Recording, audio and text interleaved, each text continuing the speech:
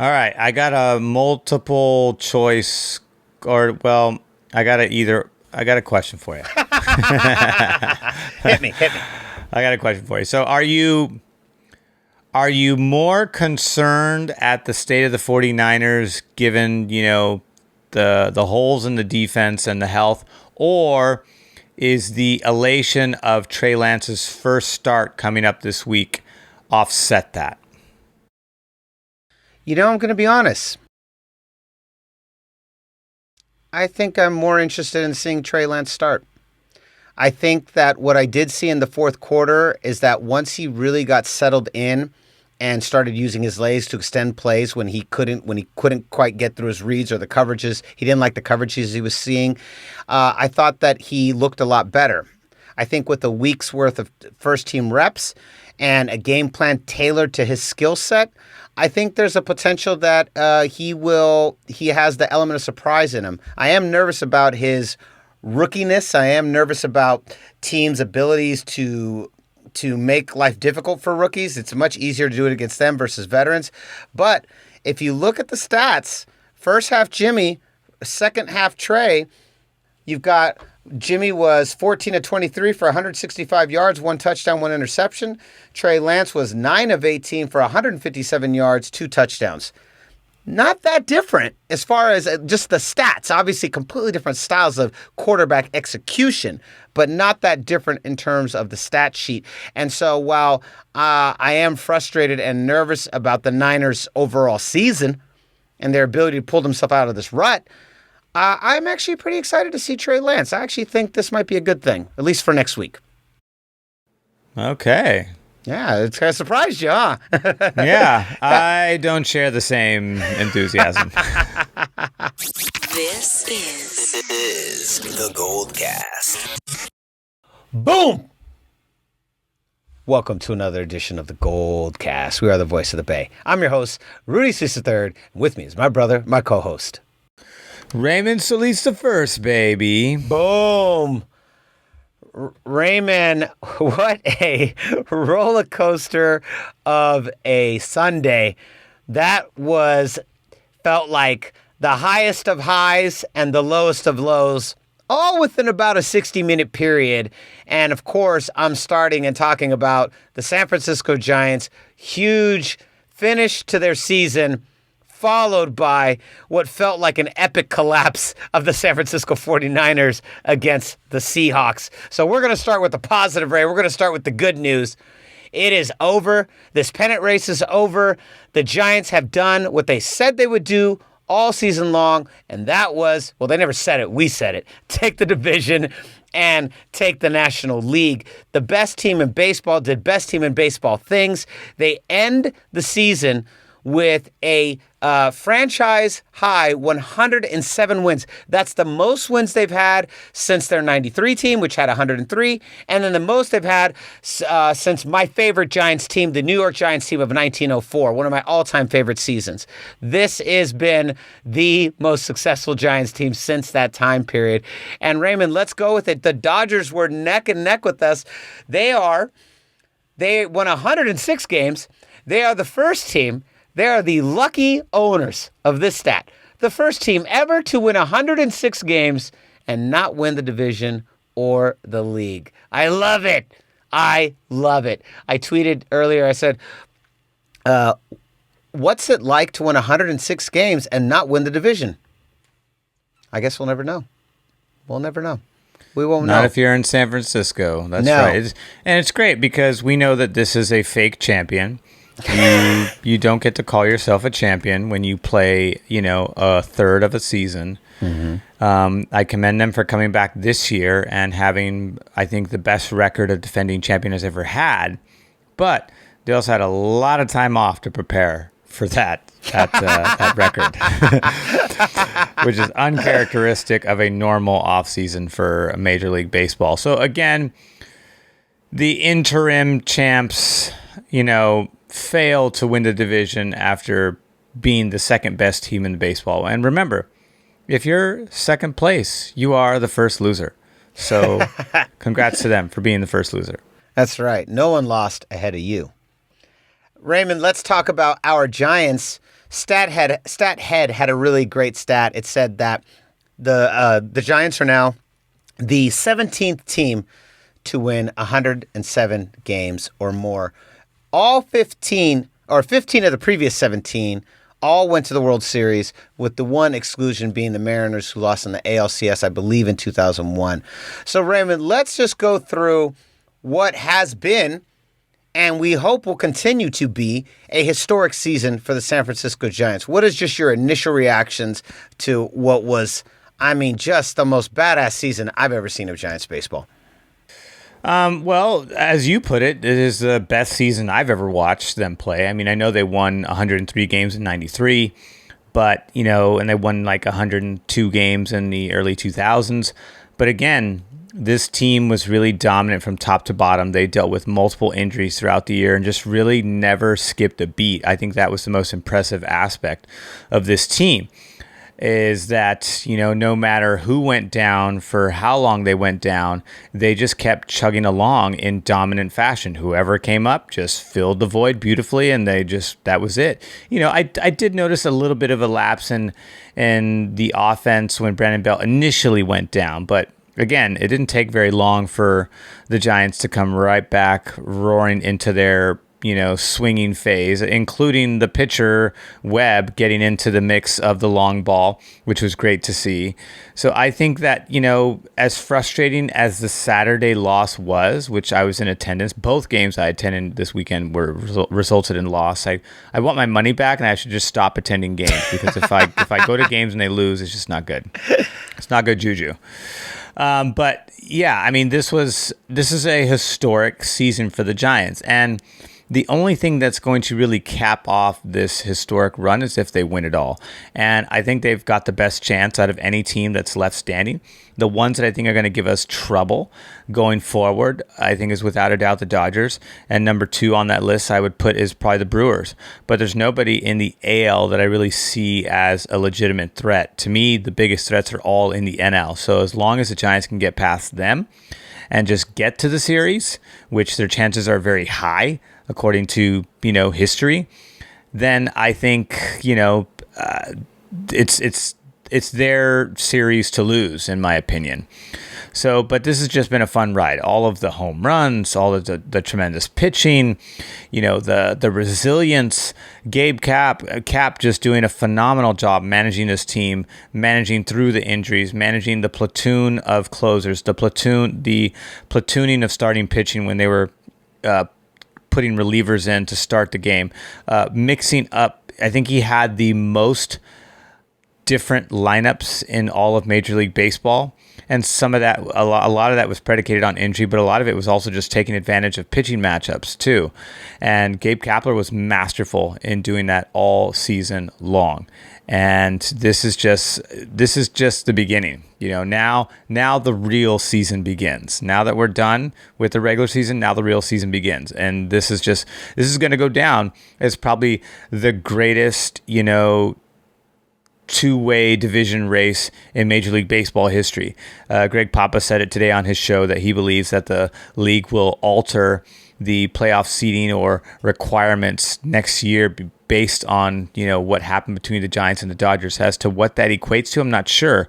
I know that you mentioned that Bill Simmons thinks that it should default to record after this point, because it is odd that the Giants' reward for winning the division is to go right back and play the Dodgers should they win their wild card playoff game.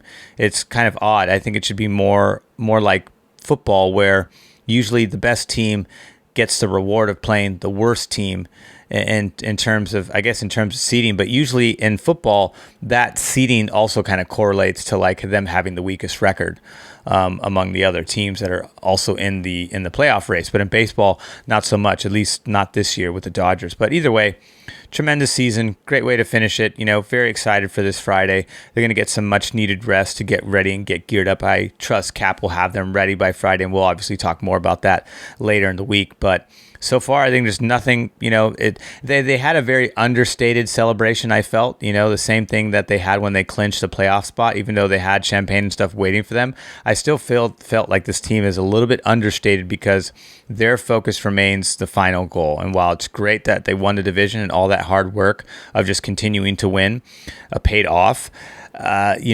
there's still unfinished business here, and I feel like that's the energy and persona of this team right now. They remain squarely focused on the real prize of this whole thing, which is winning it all, of course. Obviously, every team aspires for that, but to me, the Giants are clearly by far and away the most focused team in terms of wanting to attain that.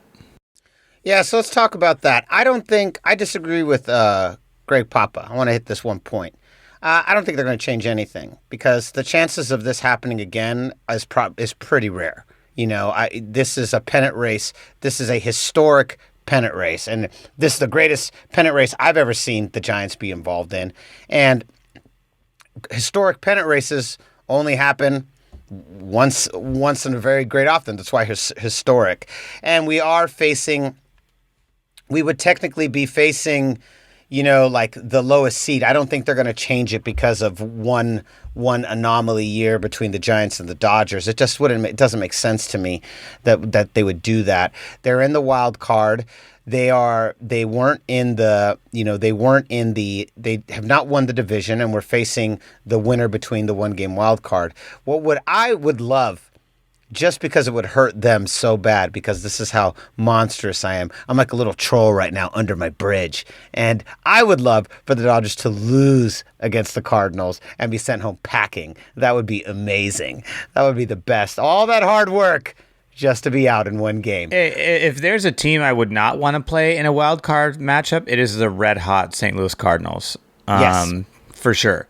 This is a team that won 16 straight to climb back into the playoff race and claim the second wild card position. They had to win outright in order to get there. And the fact that they were able to lock in and secure that spot, just tells me that this team, somehow found a way. And there's usually like one or two teams that kind of make a hard push towards the end of the season. But 16 games in baseball, those are very, very difficult streaks to come by. You should feel fortunate if you get like 7, 8, or 10. But the fact that they were able to roll off and start knocking on the door towards 20, shows that this team is, not going to go down without a fight. And I don't think the Dodgers should take them lightly. But if they did, I'd be totally okay with that. I'd be completely okay with it. It would be great. This has been such an exciting team, such a really fun team to watch. Our boy Andy Laird has been following them. He told me online. He told me on Twitter. One of our friends of the show, good buddy of ours, good sports buddy. He had mentioned that we basically got him into the Giants, and now he is both a 49ers fan and a Giants fan. I told him, well, this is a great year. Well, you picked a great year to start watching, because this only happened twice in our lifetimes. So this is the third time that this has happened in our lifetimes watching this team, and this is by far the best version of those 3 times. And this is pretty exciting stuff, because I think they've, again, like we said before, they've got the best legitimate shot of taking the whole thing. And history, typically forecast or suggests that their chances of getting there and competing is pretty high. It is. Kapler has been fantastic. The offense of this team is phenomenal. The dynasty era of last decade, the Giants, the nickname for the era was torture. And the Giants were always torturous. Every game was torture. We said this for 5 straight years. Torture. Giants win 1-0. Giants win 2-1. Giants win 3-1. Now it's a whole different deal. Now these guys are winning games left and right, 10 jacks, 11 jacks, 7 jacks, 12 jacks. I mean, it's out of control. Sometimes some of these scores look like football scores. And it's been really exciting to see how this team navigates through. It's been great to see Brandon Crawford, Brandon Bell, and Buster Posey continuing to deliver a decade later at the same level. I mean, you want to talk about consistency. You want to talk about Brandon Crawford and Belt both having career years. The pitching coaches we have now, the way they've been able to resurrect three of our staples. I mean, they were talking about trading both Crawford and Belt as early as 2 seasons ago. They were talking about trading these guys. Crawford, shortstop all-star. Buster Posey, again, catcher all-star. I mean, this guy's been in the league since 2010, and he's still here. Number 1 ballot, most votes in the league, Buster Posey. I mean, it's incredible to see what these guys have strung together. I am nervous about the Dodgers. I'm nervous because they do have the best pitching in baseball. And typically in the postseason, he with the best pitching wins. And so I am very nervous about that series. We're going to obviously talk about that more when Candlestick rejoins the show. And we're going to talk about what exactly that game is going to entail. It is definitely scary. But Having said that, this has been a wonderful season. And right now, GoldCast Empire, all you do is take the victory lap. Enjoy this moment because on Friday, it's back to business for the team and for the fans. Back to business, back to going on this journey and getting that chip. And I do believe, Raymond, we are the best suited to win this chip. If we get through the Dodgers, it's a wrap. Nothing is going to stop us. No one is going to be tougher. No one is going to present a bigger problem. But the Dodgers still have to get there, and so we'll see if they do. Raymond, last thing to say, I just wanted to give a shout out. I'm rocking my Thank You Boch shirt. Bruce Bochy inducted into the Bay Area Hall of Fame. Him and Ricky Henderson and Bryant Young from the 49ers. And then I don't want to miss, there's one more person. I don't want to miss her. Oh, Natalie Coughlin, 12-time Olympic medalist for swimming. And then Paul Kayard, professional sailor, 7-time world champion and 2-time Olympian. Those were all of the people that were entered in the Bay Area Sports Hall of Fame, BASH for short. This was founded by Lou Spadia, who was the former president of the San Francisco 49ers. So this is pretty cool, and it was really cool that Bochy was inducted. It happened today at Oracle Park.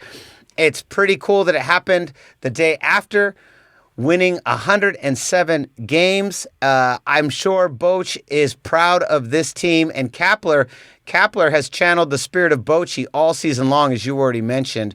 Raymond, what do you have to say about our boy, Bruce Bochy, entering the Bay Area Hall of Fame? Well deserved. This is the man that was able to bring the first dynasty of the Giants to the city of San Francisco, and he did it in masterful fashion as it relates to the World Series. Regular season was always a little bit of a mixed bag with Bochy, a bit of up and down. But whenever he got into the playoffs and into the World Series, Boch was, the toughest manager in baseball to scheme against because he knew how to counter scheme. And one of the advantages that gave him that was the fact that he was a former catcher. Catchers make some of the best managers in all of baseball.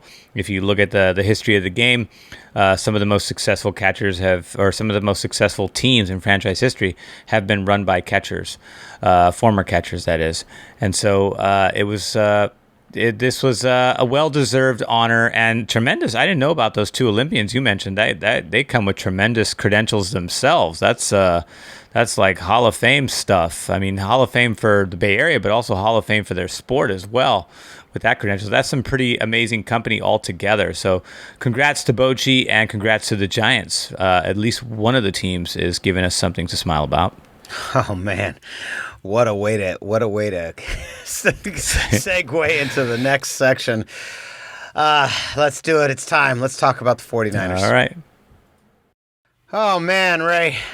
I don't even know where to begin. I was on cloud 9 when the Giants clinched the NL West, clinched the National League, the number 1 seed, and just on such cloud 9. Then I switched back to the 49ers game, and man, was I pissed by the end. I can barely read 49ers Twitter right now, 49ers Instagram, 49ers YouTube, because everybody is up in arms, and I don't agree with a lot of things that are being said. There is a couple of frustrations I have. This game, but let's just talk about the game for a little bit first, and then we'll get into all of that, because that's a whole lot to unpack here.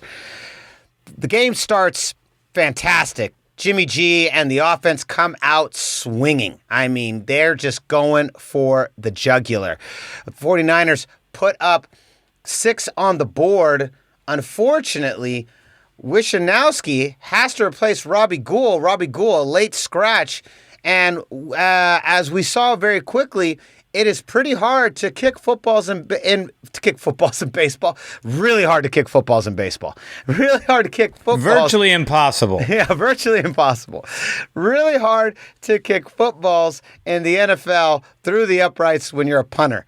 And he really struggled all day long. Granted, he was not prepared. It was a bit of a surprise that Robbie Gould was pulled.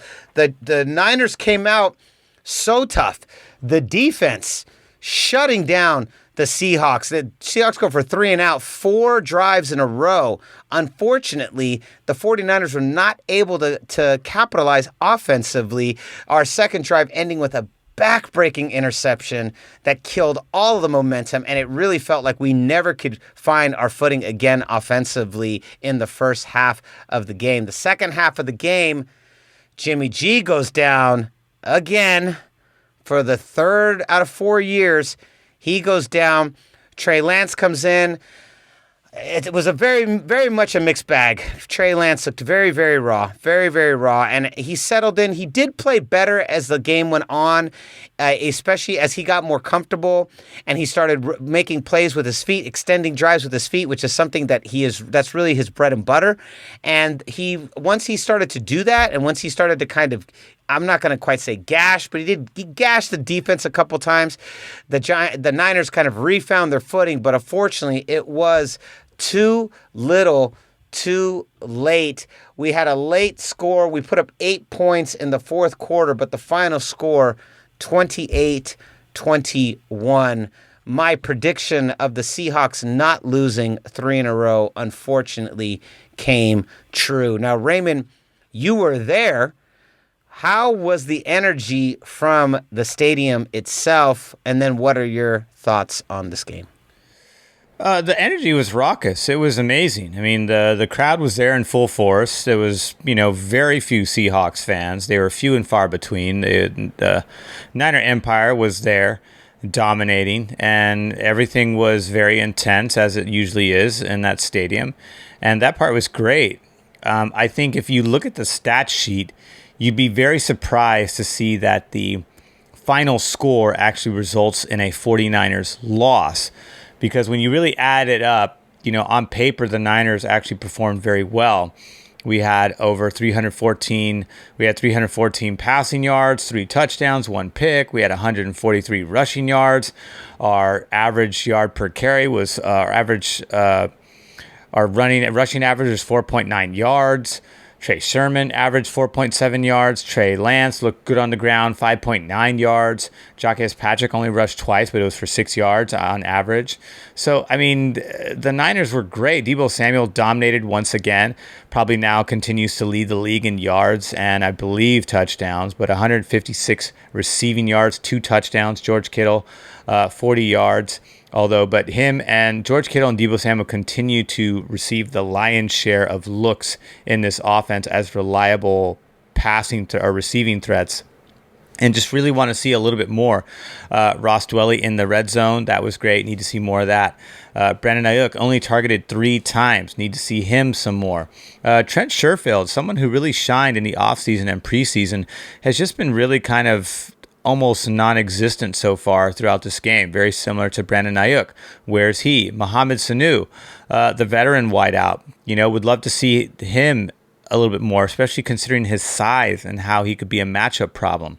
Kyle Juszczyk, he did shine a little bit. I thought Sanu kind of came out a little bit in this game. I mean, he's clearly a wide receiver 3, wide receiver 4, but I thought he did better in his role than Brandon Ayuk did. Well, yes, for sure. He had 5 targets, 4 catches. I mean, so he made the most of his opportunities.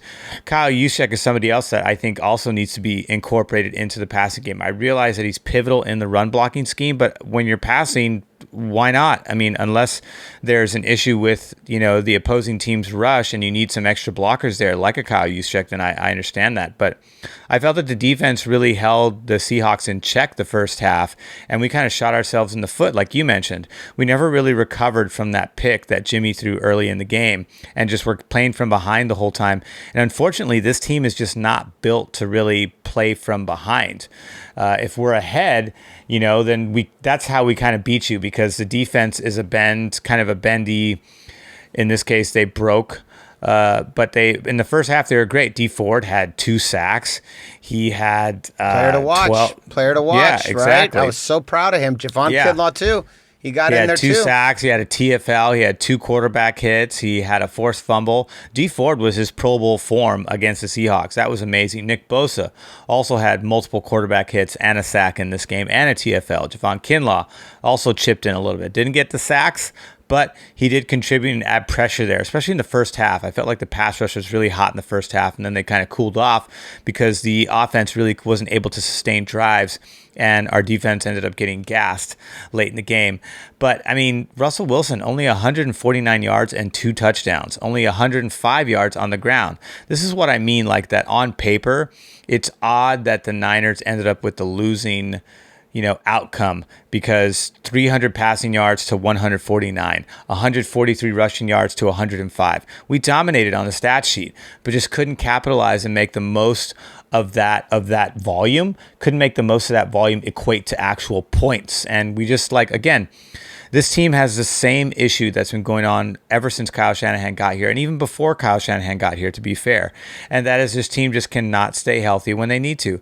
I think Robbie Gould, for all the fuss that he made to get a better contract, he has been a shell of himself since getting that contract, and he has not hit field goals that he normally makes. He's not been healthy the past 2 seasons. This guy has not earned his money, and in my opinion, I think this is the last year that we see Robbie Gould in a 49ers uniform. I think you got to move on, get a younger kicker, or just get a healthier veteran kicker that you can rely on, because Robbie Gould has just proven that he's just not reliable anymore. He's just getting old, and his health is not holding up. As far as the freak accident of injuries that we're sustaining so far, right now the weakest thing that's kind of that's quickly dwindling the 49ers' hopes of actually being a legitimate contender, because right now they don't look like one, is the lack of depth and talent at the secondary position, particularly cornerback. I don't really have a problem with safety, but cornerback is just a sore area right now. And we just don't have anybody to shore up the other side. So Josh Norman needs to get back as soon as possible. I know Diamador Lenore still needs to develop, so I obviously still want him to get those opportunities, but at the same time, Emmanuel Mosley was missing for the first 2 games of the season, so he played a lot better in this game. The Seattle did not have their way through the air as they do against other teams, and that is a credit to, I think, the pass rush of the 49ers in this particular game as opposed to other games. I thought the pass rush played much better this time around. They stepped up. They actually contained Russell Wilson up until the very end, when I think they just started to lose gas, and he was able to get free and get a pivotal score to kind of get the go-ahead score, which is unfortunate. But, they've got an even harder task coming at them this week with another NFC West opponent that's even better than the Seattle team. And just, I don't know. I don't want to, we're going to save all of the details for the preview episode coming up later this week, but so far does not look good for their chances going up against a very hot Cardinals team this Sunday. Right now we are 0-2 in our mini gauntlet. I did predict that the 49ers would lose the Seahawks game, but in my original predictions that we did earlier in the season, I predicted that we would be at 4-1 right now. Right now we're staring at 2-2, and we're 4th in the NFC West. I had some gripes going into this game, and I mentioned this. I got a little hot under the collar on our preview episode from last week. I said this team has been very mercurial.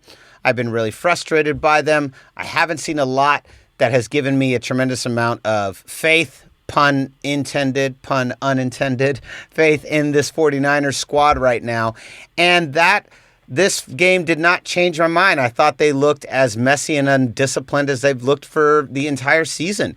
This is just a strange Niners team. I'm very shocked, and I'm very frustrated by them. Here we are last week I said through 8 quarters, they'd only scored 14 points in 4 of them. Well, now here we are through 12 quarters, they've only scored 21 through 6 of them. So that's pretty rough. And it's strange to me. The defense is firing and the offense is not. Kyle Shanahan known for his scheming. Kyle Shanahan known for the way players rally around him. And this team just looks so discombobulated. I'm like, was there a fight? Is it just too many new faces? What is going on with these guys?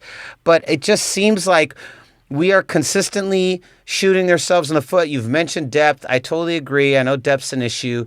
Trent Williams going down was not a fun sight. I was very frustrated. Then he got back in the game. Then he went out of the game again. Obviously, issues with his arm. There was something going on with his arm.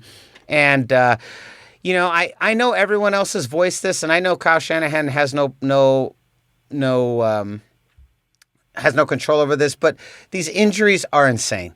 And it's ridiculous. And I'm sick of it. I'm so sick of it. I want to pull my hair out. And I understand that Shanahan is not injuring these guys. He's not signing guys to get injured.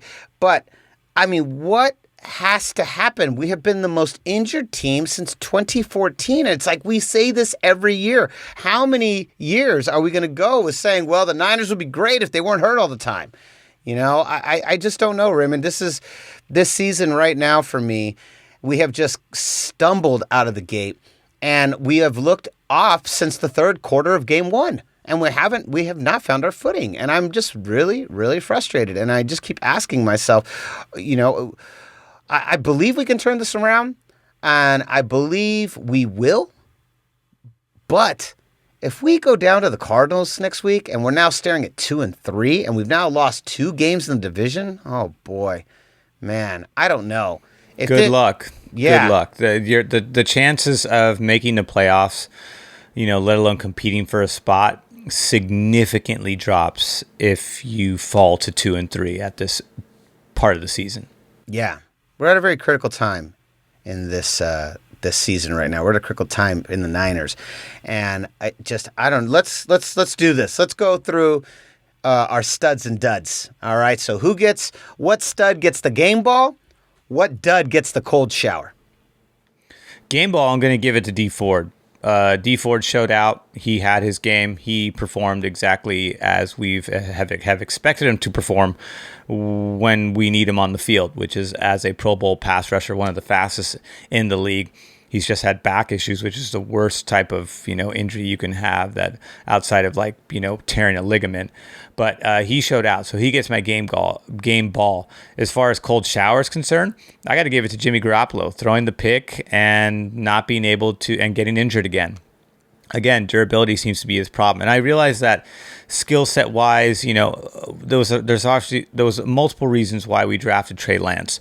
But, this was all predicated originally because of Jimmy G's lack of health. Not necessarily because his talent, he's lacking talent.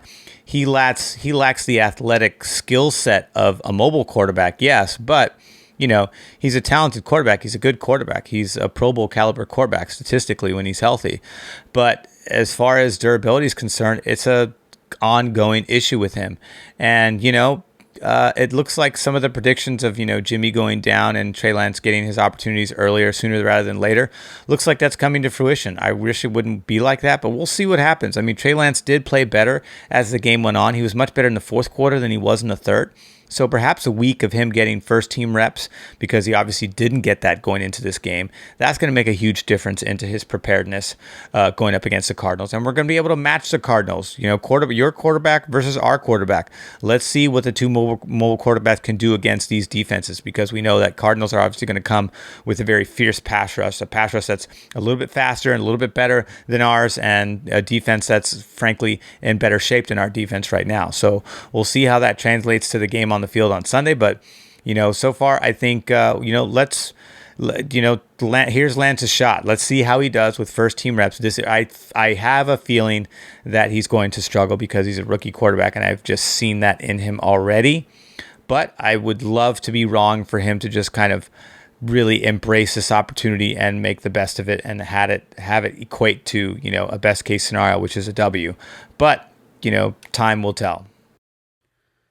Time will tell. I'm nervous too. I'm definitely nervous. My stud, they're identical. My stud has got to be D Ford. D Ford he was my player to watch. I was like, can we see D Ford? Can we see Javon Kinlaw? And D Ford really showed up. He showed up. He stepped up. Clearly, he watches the show. Obviously, that was a major reason why he balled out. He must have heard what I said. We usually, virtually everything you and I say goes viral, every word, and everyone on planet Earth then, follows whatever we say. So it's the cross we bear for being the greatest Bay Area podcast of all time. I wonder when we get inducted into the hall. Actually, where was our invitation now that I think about it? I'm a little offended. D Ford for sure gets in my game ball. As far as duds, cold shower, same. Jimmy G, man. Damn. Again. I don't know. Here's what I blame it on. What did Mickey tell Rocky? What did Mickey tell Rocky in the first Rocky movie? He said, women weaken the knees. And it's like, Jimmy, more touchdowns, less porn stars. It's weakening the knees. You keep getting hurt in those legs, boy, all the time. Torn it's ACL, the same leg that he had the high ankle sprain on. The women weaken the knees, Jimmy. If there's anything you learn from this, women weaken the knees. All right, Raymond, we will be back later on in the week to obviously preview. Lots to preview on Wednesday. We're going to be previewing the Giants' upcoming postseason run and then the third and final game of our mini gauntlet before we go on a much-needed bye. Luckily, the 49ers are undefeated in the bye. But that we're going to be previewing, obviously, the Niners and the Cardinals game. So that all comes up. But what say you, GoldCast Empire? How do you feel about the Giants' chances in the postseason? How do you feel about Trey Lance taking the reins? All of you wanted Jimmy to go sit down. You said it and you said it and you said it. Well, you got a good look at Trey Lance. How do you feel about him now? Let us know in the comments. Go to youtube.com/thegoldcast. And don't forget to like, comment, and subscribe. Hit the notification bell. And so concludes another edition of the GoldCast. We are the voice of the Bay. I'm your host, Rudy III, and with me is my brother, my co-host, Raymond Salisa first, baby. Boom! We'll see you next time. Stay tuned and stay hyphy. Stay real hyphy because we in trouble.